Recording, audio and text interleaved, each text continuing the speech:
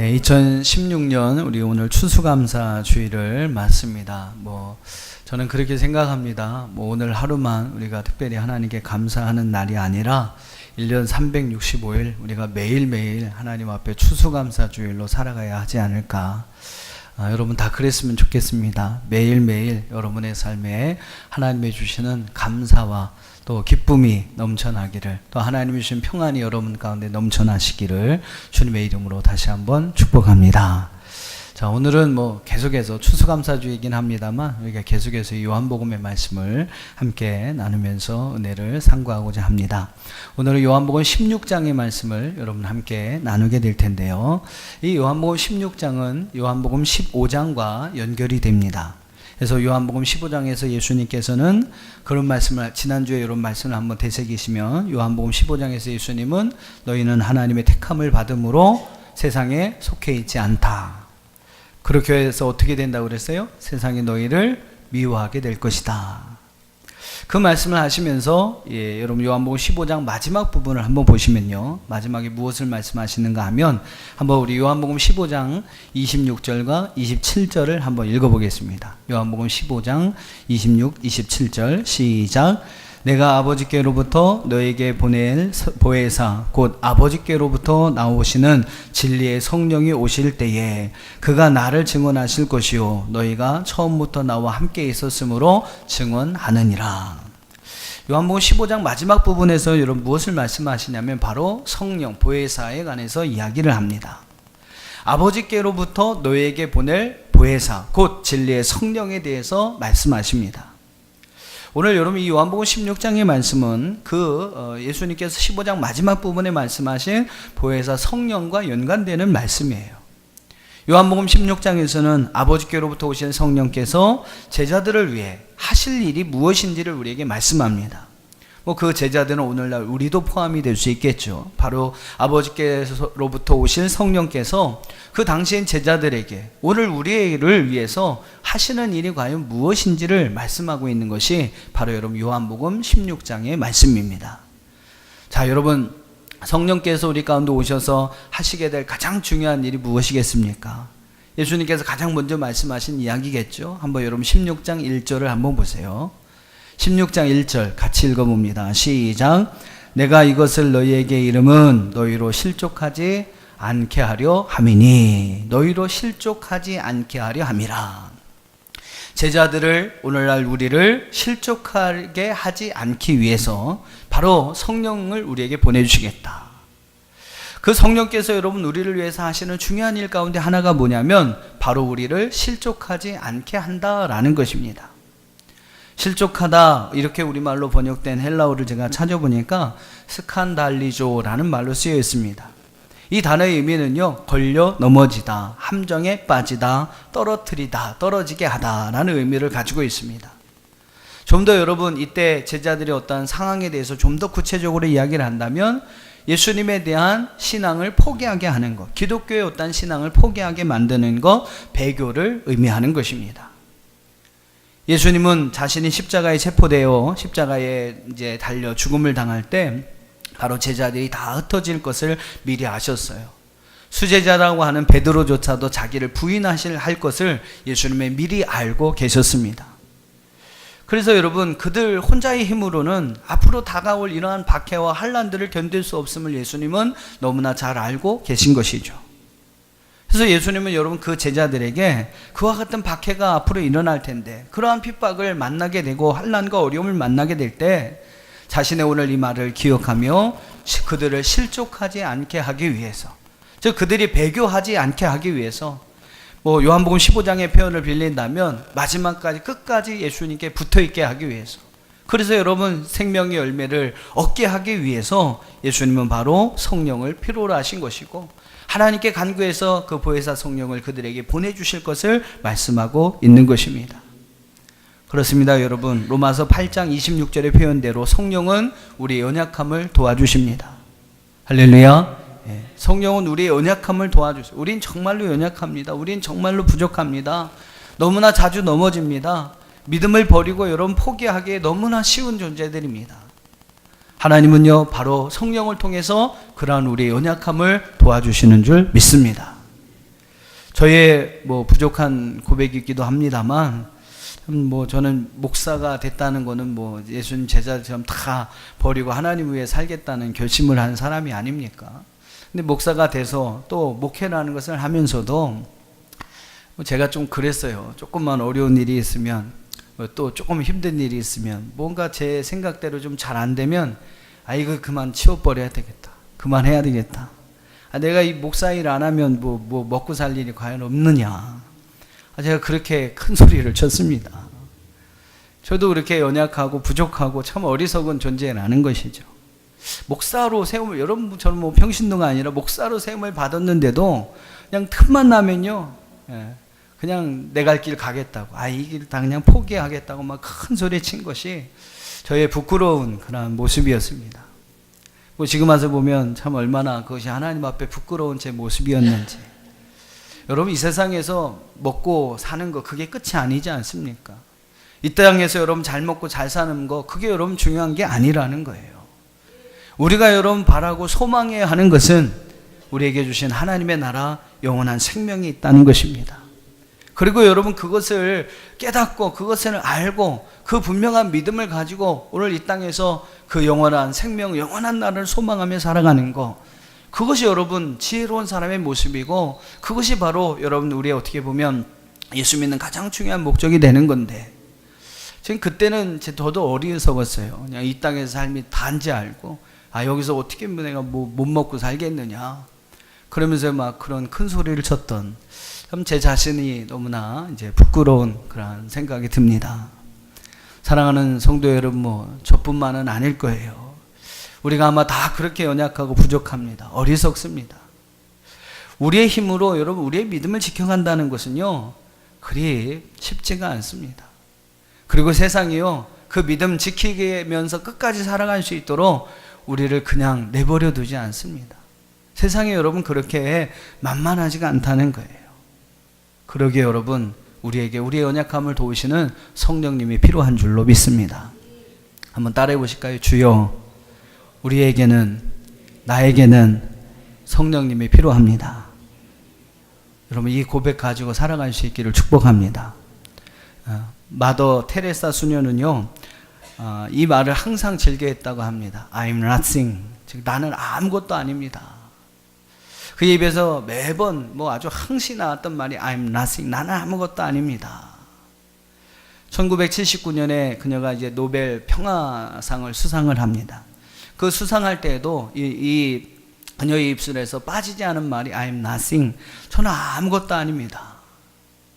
그 말이었다고 합니다. 나는 아무것도 아닌데 하나님께서 참 내 안에 계시고 성령님께서 내 안에 계셔서 자신으로 하여금 이 놀라운 일들을, 하나님의 큰 아름다운 일들을 행하게 해주셨다. 이것이 바로 여러분 이제 그 테레사 수녀의 고백이었습니다. 내가 아무것도 아닌 것을 알 때, 내 안에 내가 사라지게 되고, 내가 아무것도 아닌 것을 알 때 내 안에 계신 성령님께서 우리를 주관하게 되심을 믿습니다.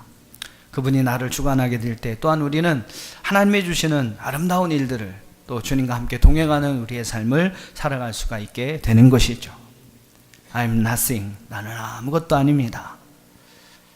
주님, 나에게는 성령이 필요합니다. 성령님이 필요합니다. 오늘 여러분 이 고백을 가지고 살아가시는 저와 여러분 되기를 주님의 이름으로 축원합니다. 자, 본문 2절을 한번 보세요. 본문 2절을 보시면 예수님 시대 당시에 제자들이 처해 있는 상황이 어떠한지를 우리에게 잘 표현하고 있습니다. 짧은 말인데 그 당시의 상황이 얼마나 지금 급박한 상황인지를 우리에게 표현해 주는 것이 2절입니다. 2절 말씀 같이 읽어보겠습니다. 시작. 사람들이 너희를 출교할 뿐만 아니라 때가 이르면 물은 너희를 죽이는 자가 생각하기를 이것이 하나님을 섬기는 일이라 하리라. 자, 어떤 사람들이 있었어요? 제자들을 출교시키려고 하는 일들이 있었습니다. 유대인들에게 있어서 여러분 출교라고 하는 것은 유대 공동체에서 쫓겨나는 것만 의미하지 않습니다. 그것은 궁극적으로 하나님의 백성에서 제외된다는 의미를 가지고 있어요. 유대인들이 가지고 있는 선민 사상이 있습니다. 자기들이 하나님의 선택을 받은 하나님의 백성이다. 그게 여러분 그들의 어떻게 보면 믿음과 신앙의 가장 중요한 것인데, 출교라는 것은 그거에서 제외된다는 이야기예요. 그런 일들이 제자들에게 있을 것이다. 또한 제자들을 죽이는 자가 있을 것이다. 죽이는 자. 그리고 또한 그것이 자기들이 하나님을 섬기는 것이라고 잘못 오해하는 이들이 있었고, 그들로 인해서 제자들이 죽임을 당하게 될 것이다. 그만큼 여러분, 제자들에게 많은 환난과 핍박이 있다는 것을 이야기합니다. 그들을 실족시키는 많은 시도가 있다는 것을 이전엔 이야기해요. 또 4절을 보세요. 4절 말씀처럼 예수님이 그들과 함께 계실 때에는 그러한 시도들이 제자들에게 별 문제가 되지 않았습니다. 왜냐하면 예수님이 그들을 지켜주시고 그들을 세워주시기 때문에 예수님이 함께 계실 때는 별 문제가 안 되는 거죠. 하지만 여러분, 문제는 이제 예수님께서 아버지께로 돌아가시고, 그래서 여러분, 예수님이 그들과 함께 계시지 않으면 그때가 문제가 되는 겁니다.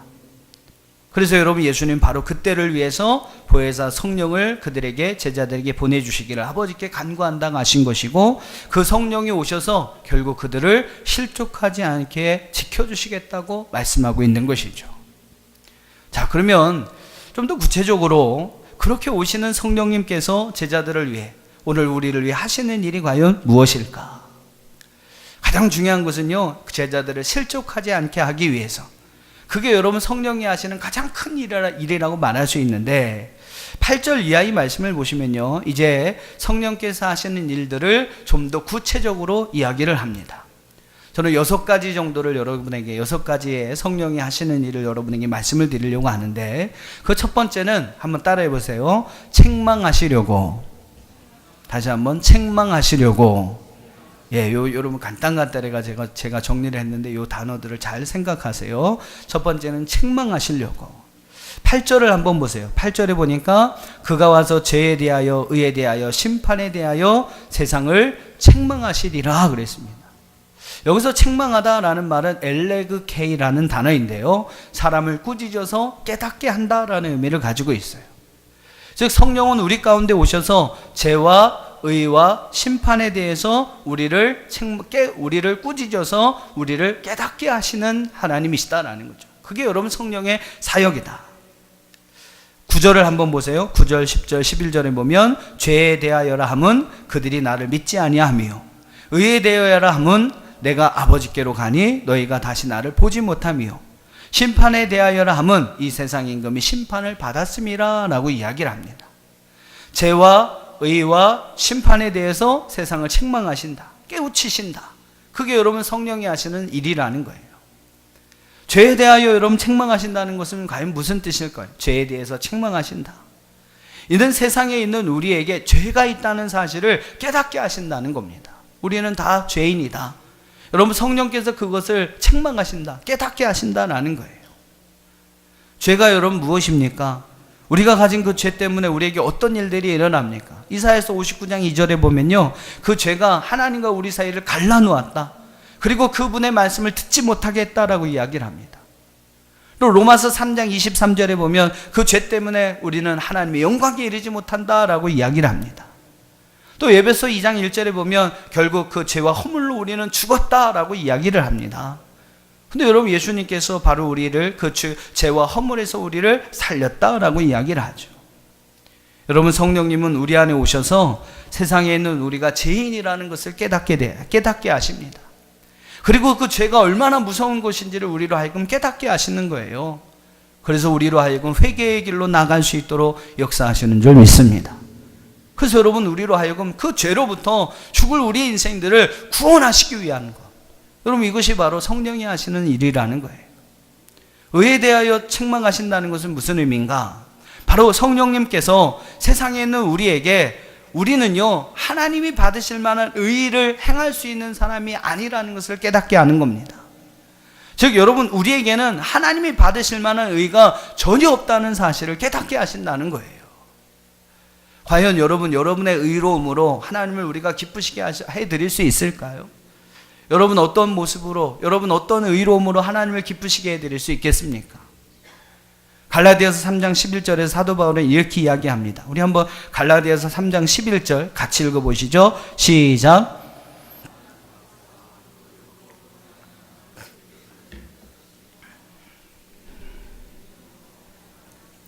네, 아무도 율법으로 말미암아 의롭게 되지 못할 것이 분명하다라고 이야기를 합니다. 우리가 여러분 하나님 앞에서 의롭게 될 수 있는 것은 율법으로 말미암아, 즉 율법을 잘 지키고 행한다는 것 때문에 의롭게 되는 것이 아니라는 거예요. 그것으로 여러분 우리의 의를 삼을 수 없다는 겁니다. 여러분 착하게 진실하게 정직하게 산다, 그것이 우리가 하나님 앞에 의가 됩니까? 아니라는 거예요. 오직 여러분 우리의 믿음으로만, 우리를 위하여 여러분 죽음과 부활의 역사를 행하신 예수 그리스도를 믿는 믿음으로만 여러분 우리의 의가 가능하다, 하나님 앞에서 우리가 의롭게 되는 것이 가능하다라고 이야기를 합니다.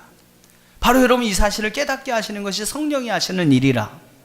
또 심판에 대하여 하면 어떻습니까? 심판에 대해서 책망하신다는 것은 무슨 뜻일까? 이는 이 세상에 하나님의 심판이 다가오고 있다는 사실을 깨닫게 하신다는 거예요. 또 세상에 있는 누구나, 세상의 임금들 뿐만 아니라 세상에 있는 누구나 그 심판의 날에 하나님 앞에 직면하게 되고 그 하나님의 심판을 받게 된다는 사실을 깨닫게 하신다는 겁니다. 여러분 우리에게 하나님의 심판이 있다는 것을 생각하고 우리는 살아가야 해요. 히브리서 9장 27절 분명히 이야기합니다. 한 번 죽는 것은 사람에게 정해진 것이다. 여러분 죽으면 끝나는 게 아닙니다. 그 후에는 심판이 있다라고 성경은 말씀합니다. 그 심판에서 여러분 우리가 구원을 얻어야 여러분 영원한 생명으로 나가는 거죠.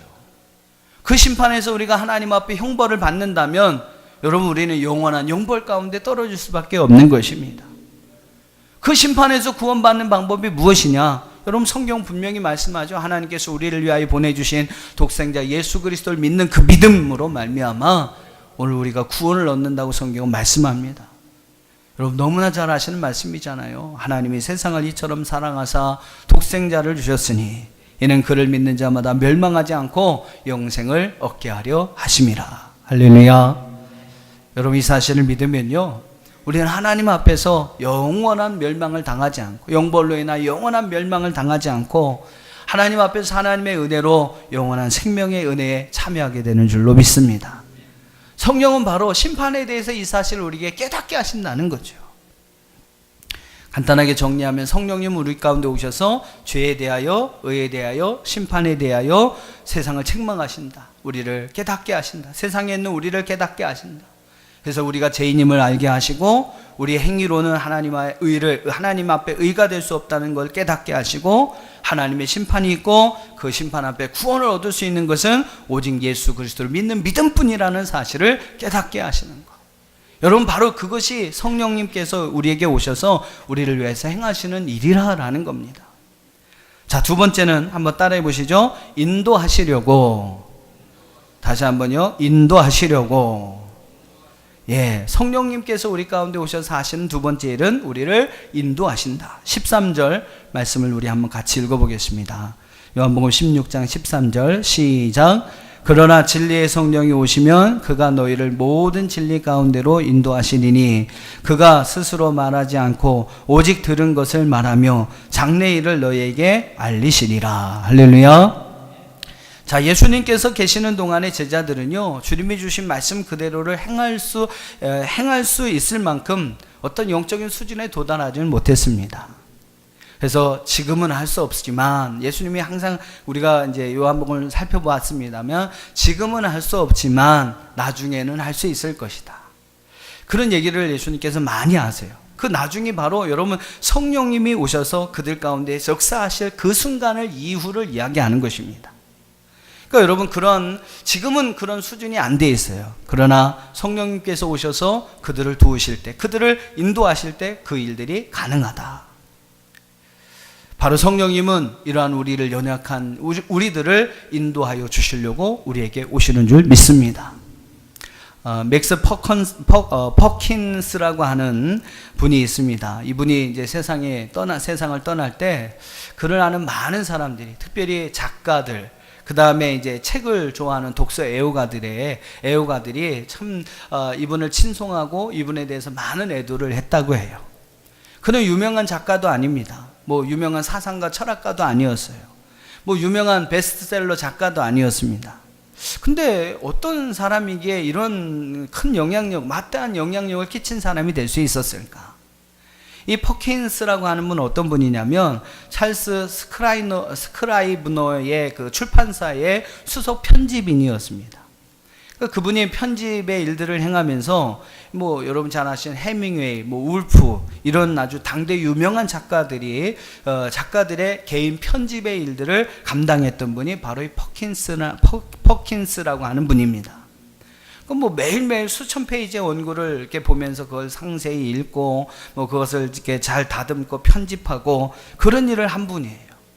그러니까 미국의 유명한 작가들이 거의 다 그와 함께 일하면서 그의 조언을 따라 책을 편집합니다. 그리고 출간을 하죠. 근데 그 책들이 대부분이 막 세계적인 베스트셀러가 되는 거예요. 맥스 퍼킨스. 그는 뭐 어떤 책에도 그의 이름은 드러나지 않습니다.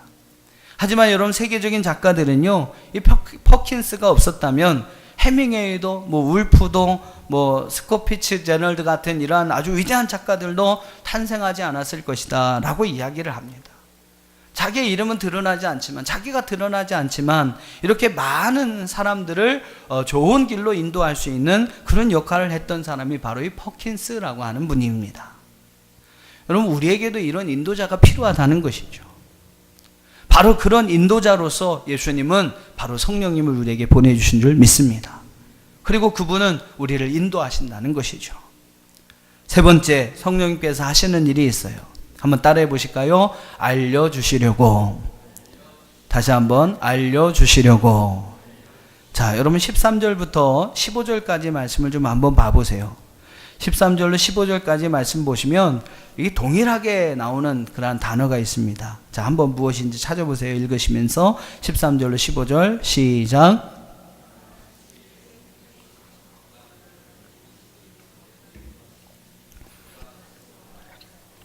오직 들은 것을 말하며 장래일을 너희에게 알리시리라. 그가 내 영광을 나타내리니 내 것을 가지고 너희에게 알리시겠음이라. 무릇 아버지께 있는 것은 다 내 것이라. 그러므로 내가 말하기를 그가 내 것을 가지고 너희에게 알리시리라 하였노라. 자, 어떤 단어가 계속 등장합니까? 예, 알리신다라는 말이 계속해서 등장을 해요. 성령은 여러분 우리가 알지 못하는 우리의 일들을 알게 하십니다. 또 우리의 여러분 장래일도 알게 하신다라고 성경은 말씀하고 있어요. 그래서 여러분 우리가 성령의 충만한 은혜를 가지고 우리의 삶을 살아가면 살게 되면 알지 못하고 이해할 수 없는 일들도 이해하게 됩니다. 인간의 여러분 이성으로 믿음의 세계를 여러분 이해할 수 있을까요? 여러분 우리의 이성으로 믿음의 세계를 이해할 수 있습니까? 어떻게 여러분 하나님이 인간이 되실 수 있습니까? 어떻게 여러분 그 하나님이 십자가에 달려 죽으실 수 있어요? 어떻게 여러분 하나님이 인간을 위해서 자신의 목숨을 내어줄 수 있겠습니까? 어떻게 여러분 무리를 걸을 수 있고요? 어떻게 물이 포도주가 되고요? 어떻게 죽었던 사람이 다시 살아날 수 있습니까? 인간의 여러분 상식으로는 도저히 믿을 수 없는, 알 수 없는, 이해할 수 없는 일들이죠. 그것이 바로 여러분 믿음의 세계입니다. 근데 여러분 성령님께서 우리 안에 함께 계시면요, 그 사실을 알게 된다는 거죠. 그 말씀이 여러분 이해가 되고 그 사실이 믿어지는 그런 일들이 일어나게 된다는 것입니다. 우리가 여러분 막 전도를 해도 성령께서 여러분 그 복음을 듣는 이들 가운데 역사하지 않으면요, 절대로 복음의 결실은 일어날 수가 없는 것이죠. 그러니까 여러분 어떠한 이제 복음을 전하기를 원하고 그 사람이 복음 안에 새롭게 태어나기를 원하신다면 꼭 성령의 은혜를 우리가 간구해야 합니다. 그래서 여러분 성령님께서 그들 가운데 함께 하셔서 이 믿음의 세계의 놀라운 비밀들을 알게 해달라고 우리가 기도하고 나가서 전도해야 하는 것이죠. 또한 성령은요, 그 은혜를, 성령의 은혜를 사모하는 자의 장래의 비전을 보여주신다라고 말씀하고 있습니다. 장래의 일들을 알게 한다라는 거예요. 장래에 우리에게 주신 하나님의 비전들이 무엇인지를 알게 한다. 비전은요, 하나님이 우리를 통해서 이루시려는 계획들을 이야기합니다. 우리가 여러분 그 비전을 보기를 원하고 그 비전을 알기를 원한다면 성령의 은혜를 사모해야 합니다. 그리고 여러분 성령께서 우리 가운데 역사하실 때에 우리는 장래일을 보게 될 것이고, 할렐루야, 예, 알게 될 것이고, 또 그 비전을 향해서 나갈 수 있는 은혜가 열리게 되는 것이죠. 저도 이제 교회를 개척해야 되겠다. 이제 벌써 제가 많이 늙었어요. 그 결심하겠다라는 마음을 먹은 지가 벌써 17년이 지났습니다. 금방 같은데 저는 한 5년도 안 된 것 같은데요. 와, 벌써 17년. 제가 17살을 더 먹은 거죠. 그때 개척하면서부터 17살을 더 먹은 겁니다. 처음에 교회를 개척해야 되겠다 마음을 먹고 이제 그냥 하면 안 되잖아요. 그래서 뭔가 좀 내가 금식이라도 해보고 기도라도 해보고 해야 되겠다. 그래서 금식 기도를 작정하고 제가 오살리 기도원에 이렇게 올라갔습니다. 그래서 3가지 기도 제목을 가지고 가서 하나님, 내가 이게 응답을 하나님 저에게 주시면, 금식하면서 내가 기도할 텐데 응답을 저에게 주시면 제가 목회를 하겠습니다. 교회를 개척하겠습니다. 솔직히 뭐 그때는 무엇을 해야 할지 어떻게 해야 할지 아무것도 몰랐어요. 그래서 그냥 기도라도 해야 되겠다. 뭐 기도밖에 없었어요, 선택이. 그래서 기도라도 해야 되겠다. 그래서 이제 올라가서 이제 금식을 하면서 기도하는데 한 12일쯤 되니까 하나님께서 저에게 꿈을 꾸게 하십니다. 기도굴에 토굴에 들어 기도하는데 그냥 저는 잠깐 이렇게 이제 피곤하고 지치니까 이게 잠깐 한 것 같은데 그 꿈이 아직도 막 저에게 생생한 그런 꿈으로 지금까지도 남아 있어요. 근데 이제 잠깐인데 그 꿈을 보게 됐는데, 그 꿈을 꾸게 됐는데, 거기에 제가 바랬던 그 3가지 기도의 제목에 대한 모든 답이 다 담겨져 있는 것입니다. 그래서 그때 이제 제가 그 꿈을 잘 생각하면서 이제 만든 것이 저희 교회의 6대 비전이고, 제가 35년 동안 목회를 할 계획인데 35년 동안의 저의 어떤 목회의 계획들, 또 제가 가져야 할 목회 철학에 관한 이러한 내용들을 이제 다 그때 뭐 하루 만에, 그 시간에서 하루 만에 이렇게 다 해서 정리해서 15일 정도까지 이렇게 금식을 10일 조금 지나서 금식을 마치고 좀 몸 보신하고 이렇게 내려온 일이 있었습니다. 그때 하나님께서 보여주신 일들이 지금까지 제 목회가 되고 있는 거죠. 저는 그때 제가 성령의 충만함을 느꼈어요. 그럴 수밖에 없더라고요. 왜냐하면 한 12일을 굶으니까 제 힘으로는 아무것도 할 수 없겠더라고요. 그러니까 그때 야, 이게 하나님의 역사구나, 성령의 역사하시는 것이구나 라는 것을 조금이라도 느낄 수 있었고, 내 안에 계신 성령께서 바로 부족하지만 저를 통해서 내가 해야 할 장래의 비전들을 이렇게 알게 하시구나 라는 것을 깨달을 수가 있었습니다. 그렇습니다. 여러분, 성령 충만하면요, 하나님께서 우리의 미래의 계획들, 우리의 장래에 해야 할 우리의 일들, 우리의 비전들을 알게 하시고 깨닫게 하시는 줄 믿습니다. 여러분, 성령 충만하면 여러분이 앞으로 무엇을 해야 할지 알게 되는 거예요. 할렐루야. 그리고 내가 앞으로 어느 길로 나가야 할지, 어떤 결정을 내리고 어떤 선택을 해야 할지도 알게 하시는 줄 믿습니다. 그러니까 여러분, 중요한 선택의 순간이 있으면 기도 많이 하셔서 여러분 성령 충만하시면 하나님께서 여러분에게 비전을 보여주시고 여러분이 나갈 길을 하나님께서 열어주시고 알게 하여 주시는 줄 믿습니다. 자, 4번째로 한번 따라해 보시죠. 바꿔주시려고. 이게 점점 가면서 목소리가 약해지시는 것 같아요. 제가 보통 1, 2, 3까지는 했는데 이제 막 4, 5, 6까지 하려니까 여러분이 아이고 이거 언제 끝나나 이런 마음에서 4째 하니까 벌써 목소리가 반 이상이 줄어드셨는데, 자, 다시 첫째라고 생각하시고 3가지만 더 들어보십시오. 자, 한번 따라해 보시죠. 바꿔주시려고. 자, 20절로 21절, 22절까지를 여러분 한번, 시간이 없기 때문에 눈으로 한번 좀 봐보세요. 20절로 22절까지 말씀을 보시면 어떤 이야기도 나오냐면, 너희는 근심하겠으나 너희의 근심이 도리어 기쁨이 되겠다. 근심이 바뀌어서 기쁨이 된다. 또 해산할 때는 참 고통이 되고 어려움이 되고 근심이 되지만 아이를 낳으면 세상에 사람을 낳은 그 기쁨으로 인한 그 고통을 기억하지 않게 된다. 그 고통을 잃어버리게 된다. 그러니까 너희들이 고통스럽고 어려운 일이 있지만 그 고통은 기억되지 않을 것이다. 또 22절에 보면 너희가 근심하게 되지만 나중에는 나에게 기쁨이 될 것이고 너희 기쁨을 빼앗을 자가 없으리라. 비록 지금은 예수님의 죽음으로 인해서 또 그분이 아버지께로 돌아감으로 인해서 너희에게 기쁨이 되고 너희에게 박해가 있고 고통이 있겠지만 이후에 여러분 부활을 통해서 그들에게 다시 오심을 통해서 그들의 마음에 기쁨을 얻게 될 것이고 그 기쁨을 빼앗을 자가 없게 될 것이다 라고 말씀하고 있습니다.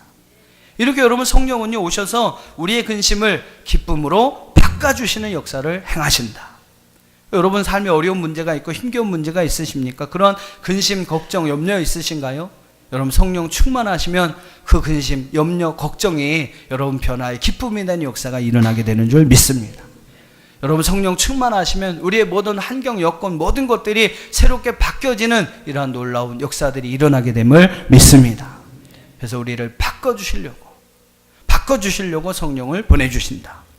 자, 다섯 번째 한번 따라해 보세요. 열어주시려고. 예, 무엇을 열어주실까요? 우리에게 기도의 문을 열어주시고, 할렐루야. 예, 기도의 문을 열어주시고 그 기도를 통해서 우리의 구하는 것을 얻게 하여 주신다. 얻게 하게 하시려고 성령님이 오신다라는 거죠. 자, 23절부터 한번 읽어보겠습니다. 23절 시작. 그날에는 너희가 아무것도 내게 묻지 아니하리라. 내가 진실로 너희에게 이르노니 너희가 무엇이든지 아버지께 구하는 것을 내 이름으로 주시리라. 지금까지는 너희가 내 이름으로 아무것도 구하지 아니하였으나 구하라. 그리하면 받으리니 너희 기쁨이 충만하니라. 26절 시작. 그날에 너희가 내 이름으로 구할 것이요 내가 너희를 위하여 아버지께 구하겠다 하는 말이 아니니. 여러분 예수님께서 십자가에 돌아가신 목적이 무엇이겠습니까? 그 목적이 무엇이냐라고 물으면 저는 이렇게 대답할 거예요. 우리로 하여금 우리를 하나님의 자녀로 만들어서 하나님과의 어떤 관계를 회복시키기 위함이다. 십자가에서 여러분 예수님께서 돌아가신 목적은요, 하나님과 우리의 관계를 회복하기 위함이다.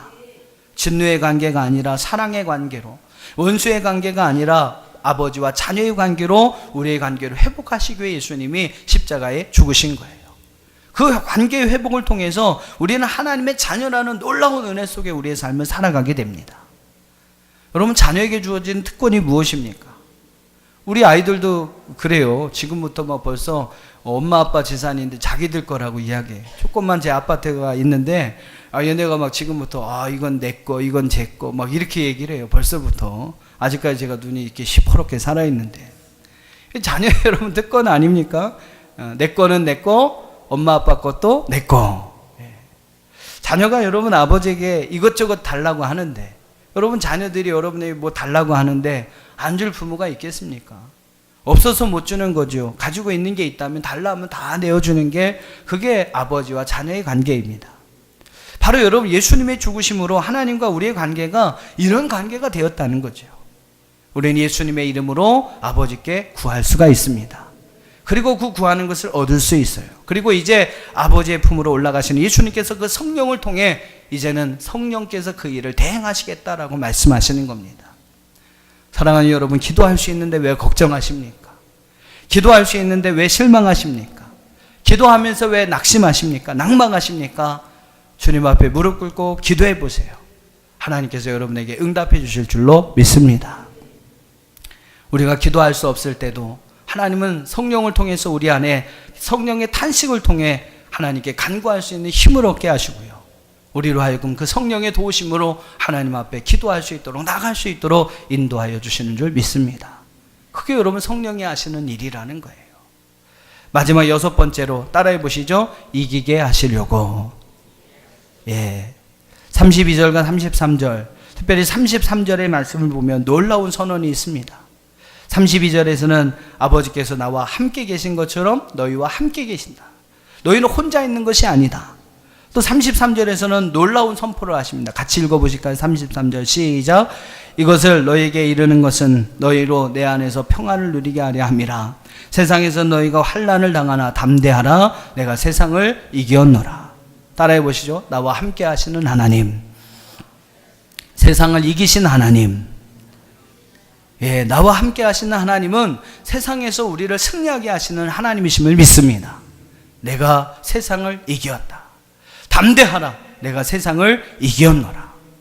이미 여러분 우리를 위하여 예수님께서 승리해 주셨어요. 우리는 여러분 주님이 승리해 주신 삶을 살아가는 것임을 믿습니다. 이 세상의 주관자인 어둠의 권세자인 사단은요, 우리의 믿음의 성도들의 믿음을 빼앗기 위해서 여러 가지 시험을 줍니다. 환난을 당하게 합니다. 하지만 여러분, 하나님 우리와 함께 계시고 하나님은 그 모든 환난에서 우리를 이길 수 있는, 승리할 수 있는 힘을 주시는 줄 믿습니다. 따라해 보세요. 담대하라. 담대하라. 내가 세상을 이겼노라. 예, 이 믿음 가지고 여러분 세상에 승리하시는 저와 여러분 되기를 주님의 이름으로 축원합니다. 간단하게 말씀 정리하고 마치겠습니다. 우리가 성령을 받아야 합니다. 여러분 성령 충만함으로 살아가야 합니다. 왜요? 성령께서 우리에게 오셔서 하시는 6가지 일들이 있어요. 간단하게 여러분에게 말씀드릴게요. 따라해 보세요. 책망, 인도, 알려, 받고, 열어, 이기게. 좀 간단하게 정리한다고 이렇게 정리해 봤는데 조금 이상한 얘기죠. 좀 말을 붙이면 더 좋은데 여러분 어쨌든 생각하시기 좋게 책망, 인도, 알려, 받고, 열어, 이기게. 바로 성령께서 오늘 우리를 위해서 하시는 일인 줄 믿습니다. 우리를 책망하여 깨닫게 하십니다. 죄와 의와 심판에 대해 우리를 깨닫게 하십니다.